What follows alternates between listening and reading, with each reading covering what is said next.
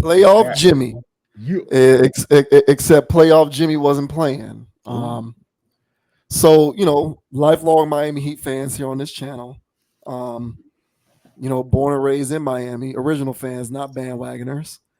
And Pat Riley wanted to make sure that he set the record straight after Jimmy Butler made comments about how had he been playing and not been injured, the Heat would be advancing and teams like the Celtics and the Knicks would be sitting at home. So, the godfather of Miami, as he is often referred to, um, wanted everybody to know that these are not comments that are going to sit well with him.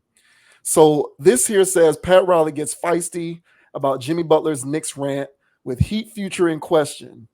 Keep your mouth shut.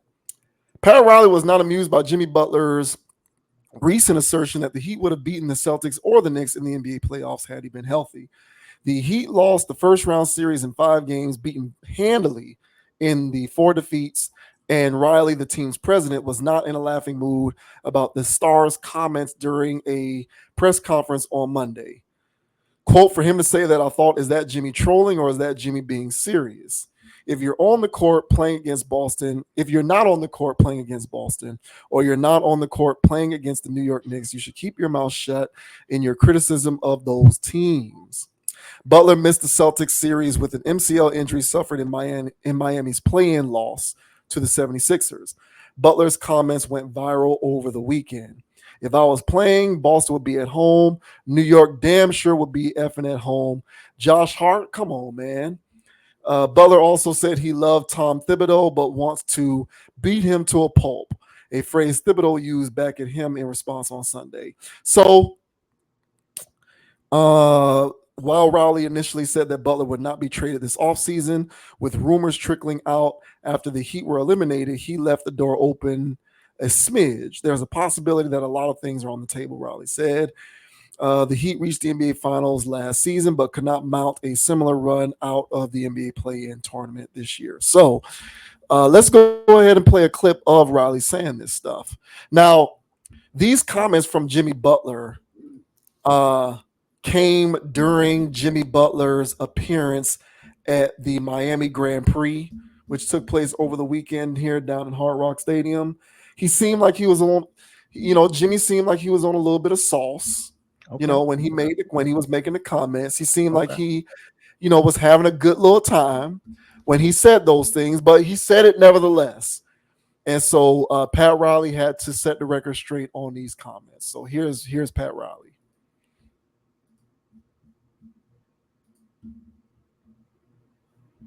For him to say that, I thought, is that Jimmy trolling or is that Jimmy serious? If you're not on the court playing against Boston or on the court playing against the New York Knicks, you should keep your mouth shut and your criticism of those teams. For him to say that. Thank you, Pat. All right. So during that same press conference, Pat Riley also said that, because they asked him about extending Jimmy Butler. And his response was essentially that such a huge commitment would have to be contingent upon Jimmy Butler playing in games, being more available. That's what he said. So, what do you make of this exchange? You think Pat Riley was in the right by checking Jimmy Butler on the comments that he made when he talked about how if he were in the game, the Celtics and the Knicks would be at home? Absolutely. Pat, I was proud of Pat. That whole interview, I had to watch that whole thing, man. I was like, man, Pat talking for more than 5 minutes. So I watched the whole thing, man. Straight shooter as always. And yeah, man, I feel like we're in good hands as long as he's still there. So the reason why we win with the scraps that we always have is because of the identity that we have and Pat Riley. And he's a no-nonsense kind of guy. And, you got to come in, you got to work hard. There's a pre-screening that has to go on for the person's character, work ethic, and all types of stuff before they even start playing for us. Sometimes we get desperate and snatch stuff out of that, but for the most part, people we sign major contracts to, they have to be heat guys. And Jimmy came in on the humble. He came in on the humble, ready to work, ready to eat, and going crazy. But since he became Jimmy Butler, since he became Himothy, since he became Sir, what he is, Mordello, what he pumping? Michelob Ultra. Come on, man. You know what I'm saying? Since he done, went Hollywood on us. He's gotten a little bit more bold in himself. And I feel as though now he always had a smart mouth. Bro got a smart mouth. I could see why he got in trouble in other locations. I've seen just him having friendly banter. It's a little too abrasive for me. I'm like, I don't know how y'all friends with this boy. He don't know how to not joke. You know what I'm saying? So, and it's very sarcastic. So those statements while he was on the sauce is how he talk. But you don't say that in public.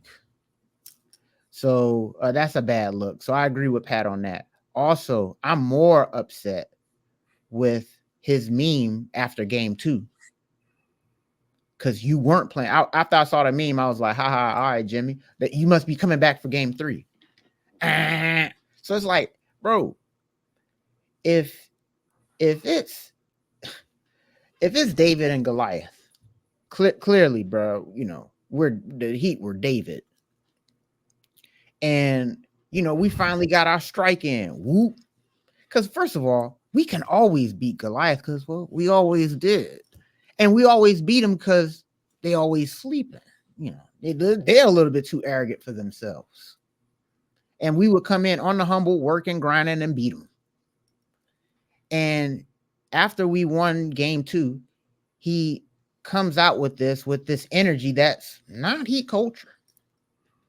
Mocking, making fun. Don't let us get one. Implying as if we're going to win the series. We win the series because we sneak up on them.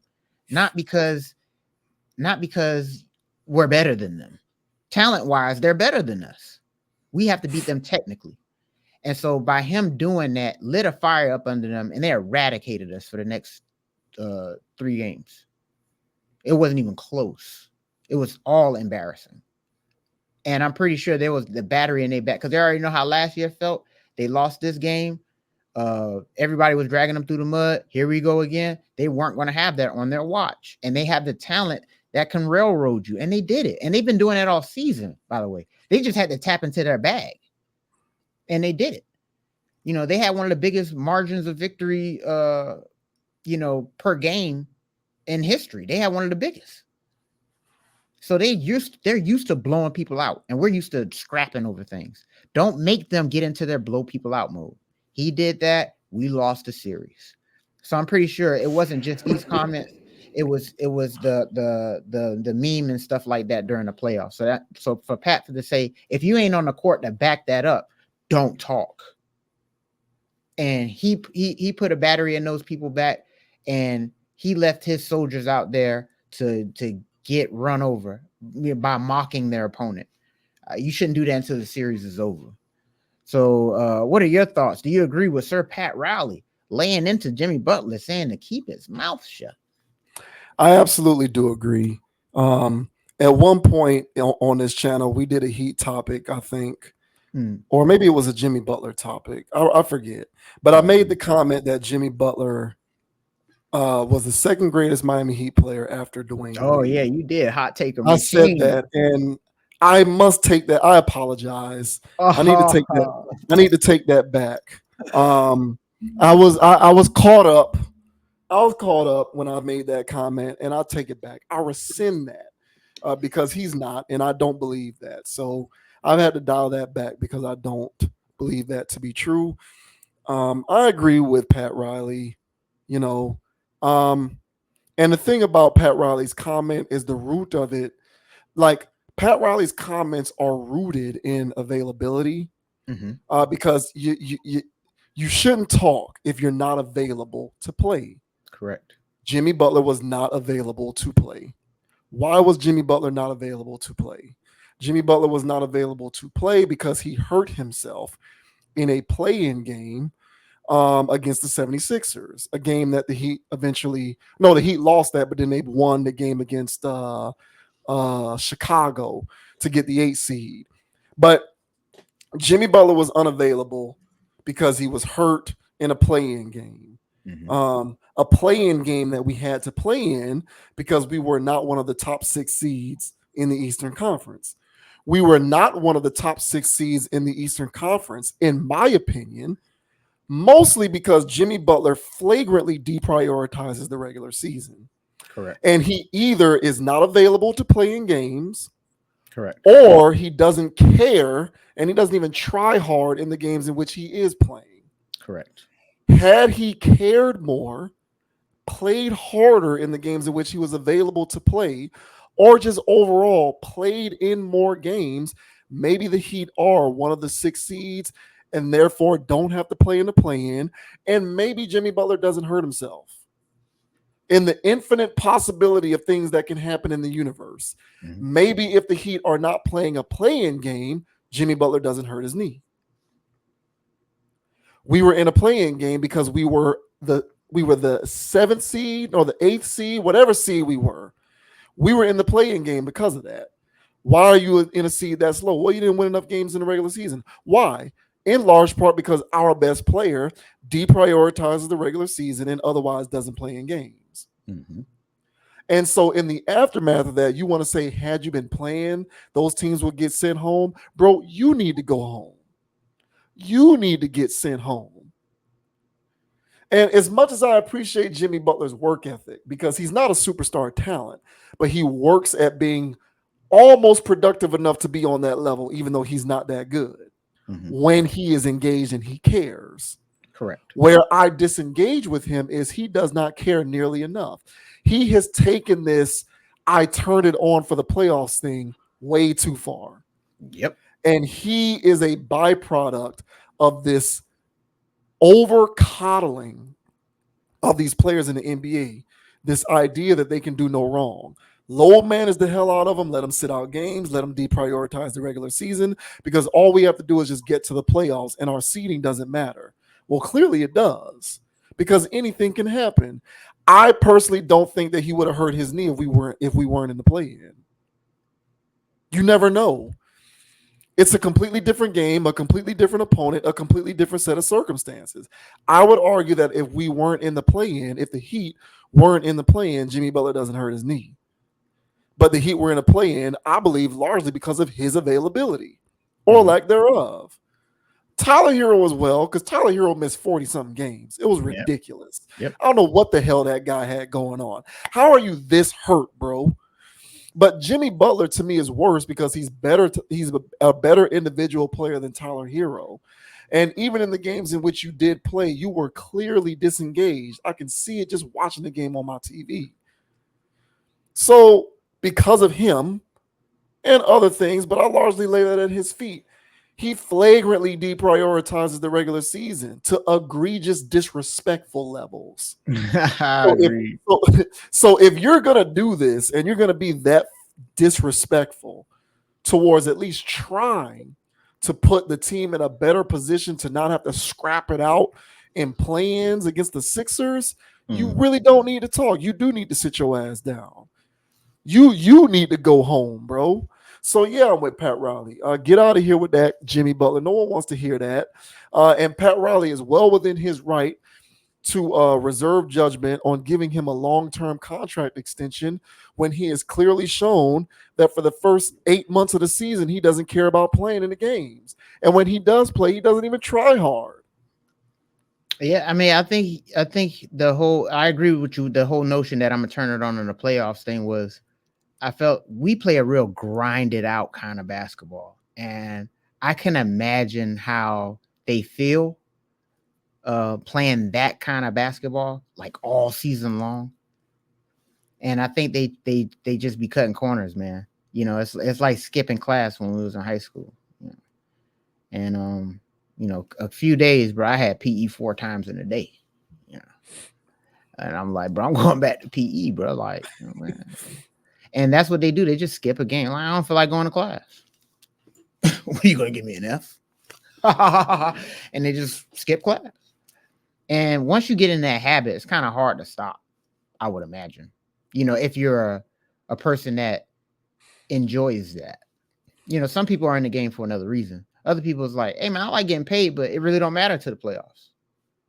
But the continuity, the other things, those small little, games where you lost by 6, but 20 points is sitting on the bench, that adds up. And I agree, we would not have been in a play-in position had Jimmy played as many games as he really could have, and Tyler, because Pat called him out too. And because he seemed to be over it. He's over this new thing where people are just taking games off, and so he seems to be highly prioritizing guys that's going to play 72 at least. He's like, at least 72 games, bro. So and they said Jimmy didn't play more than, I don't think he played more than 62 or 63 in any of the seasons he's been here. And so that's not even including the games, as you mentioned, where he's completely not involved. He's just on the court.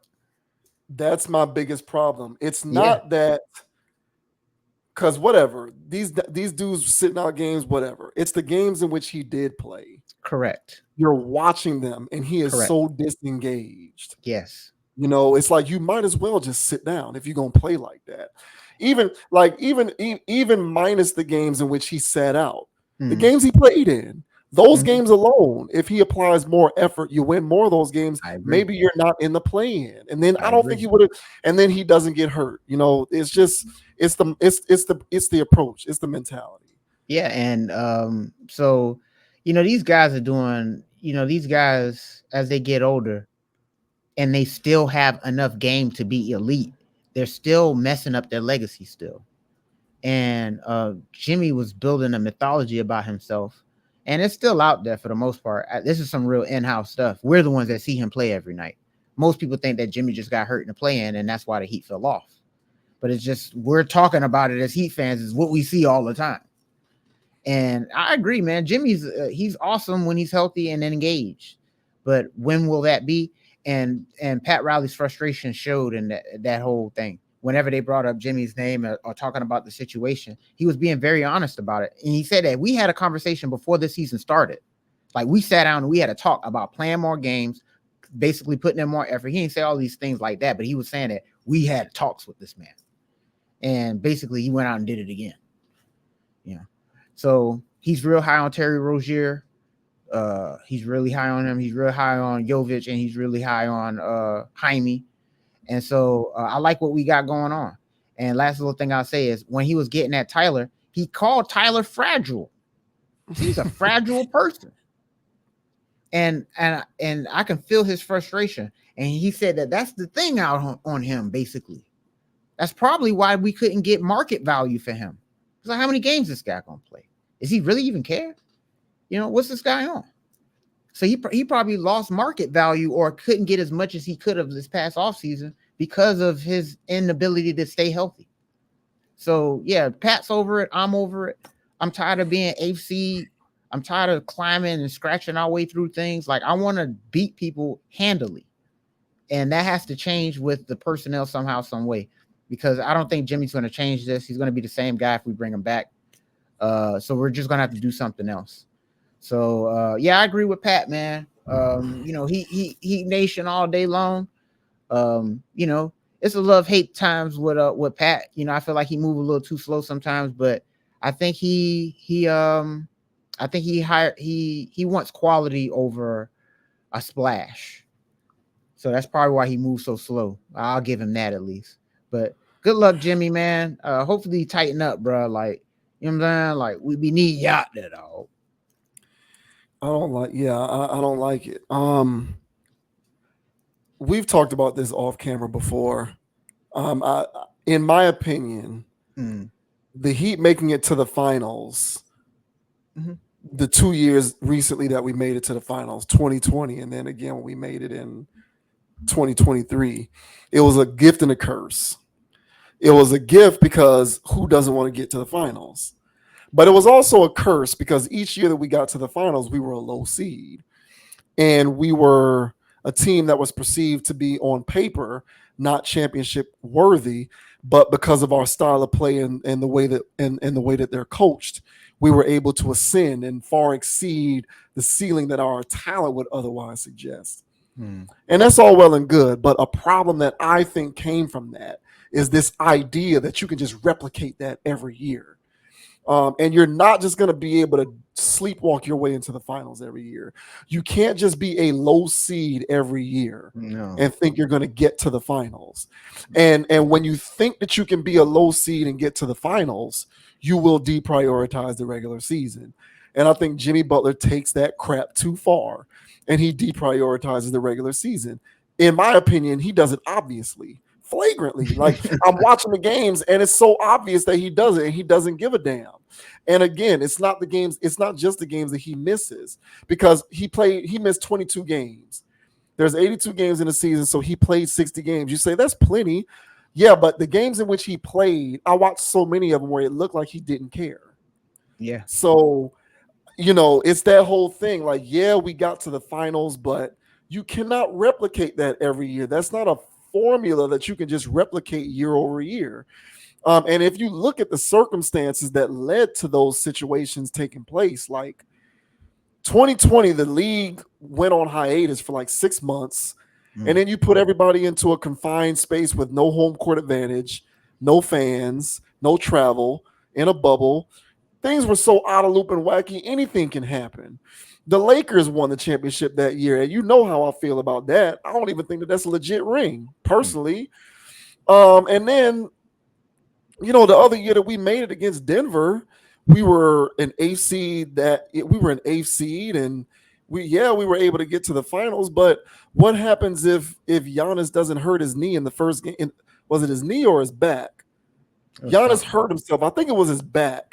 He hurt his back in the first game of the series. He proceeded to miss the next 3 games. And we were up in the series like 2-1, 3-1 or something like that. And then he came back, but by then it was too late. Correct. So it's just stuff like that. When you take that into account, these are the things that occurred in lieu of us getting to the championship in those 2 years, despite being a low seed. Even if you take heat culture and all of that good stuff into account, I don't think that that's something that you can just replicate every single year. That's a dangerous game. It's a dangerous game to play trying to replicate that every season. Correct. But if you get lulled into the belief that you can just do that because you did it 2 times, well, this is what's going to happen to you. And now you got this guy, man. And I don't know. I got love for Jimmy, but I just can't stand this approach to your profession. If you're going to play in the games, be engaged. Maybe you do not sprain your MCL if you're not in the play-in. I firmly believe that. But on a whole, I'm with Pat. Call this crap out because it's a play that you need to remove from the organization. And if they don't want to play more games or be engaged more in the games in which they play, then maybe we need to go in a different direction. As much as I appreciate Jimmy for his contribution, it is what it is. And I'm not going to get on Tyler for the engagement part. Tyler is more so just he's always getting hurt. Yeah. Brittle. He's a weak, I don't know what it is. DNA, he needs to drink more milk. I don't know what it is. He's on that Kawhi Leonard stuff. But with Jimmy, it's the engagement thing for me. Just try more, and maybe we'd have a higher seed if you just tried more in the games in which you played. Agreed, man. And shout out to Pat Riley, man. It was nice. It was nice to hear him talk basketball and talk Heat basketball. It was a nice little interview there, and we're gonna need somebody that whoever succeeds this man, we're gonna need that same energy. I do not want to see us go left. I don't want to see us turn into the Atlanta Hawks. Like I ain't trying to look like that. So hopefully they're grooming up the next president of basketball operations and stuff, so they can have the same mindset and rule with the iron fist you got to with these younger guys that just got a bag. Like you still got to really rein these guys in as they grow up to be men. And if there's no mindset or no culture behind getting these guys to turn into professionals. Every time you hear ex-basketball players who came through the Heat organizations, all of them say that they learned how to be a professional when they came to Miami, and that's a good thing to have. So hopefully we can keep that up when Pat leaves. But this interview here, if y'all want to take a look at it, you can see how people respect him and then follow what he says, because he's got a nice vision and he's stern about it. So yeah, Jimmy, tighten up, man. Like, we can't have this in our house, bro. Like, we don't operate like this. This is what the divas do, and we ain't that. So yeah, turn up. Yeah. And look, man, I got love and respect for Jimmy Butler, but he's frankly just not good enough to do whatever he wants. That's He's a not. cold statement, man. He's not. He's not. He's not that good to where you can just do whatever you want. He's I bas- not I on that basically level. say he's a mortal. He's like a mortal guy who's really good. But then there's people that are just astronomical athletes and just super whatever guys. That's like, and so yeah, he always has to have that work ethic that got him to where he's at to sustain it. Like, he can't take his foot off the gas. Like, you ain't that. Shout out to Jimmy, man. Let me get a Michelob Ultra. You know, man. Yeah, I like Jimmy too. I just don't like his. I don't care about the game. I just don't like that stuff. But whatever. Yeah. Shouts out to the Heat, man. Yeah, man. Always next year. Your boy is looking into getting some season tickets for the next season, man. So I'm excited about that. Hey, bro, we gotta catch the well, we gotta see how the teams look, but I don't know if I want to see the Timberwolves. I don't think they're a real ticket yet, even though Anthony Edwards is out of control. But whatever. If you get the season tickets, bro, you know what I'm saying, I'll come down for a game or two. You know what I'm saying? Yeah. No, it's like 80%. I've made my choice on getting them. So it's just a matter of what the package is, what the seats look like, how close, and how much. Mm-hmm. But I have been away from the arena for way too long. I hear that. As someone who is an original OG fan and not one of these fly-by nights. Facts. Hey, make sure you guys like and subscribe too, man. You know what I'm saying? Even if you ain't no Heat fan, but especially if you're a Heat fan. Screw.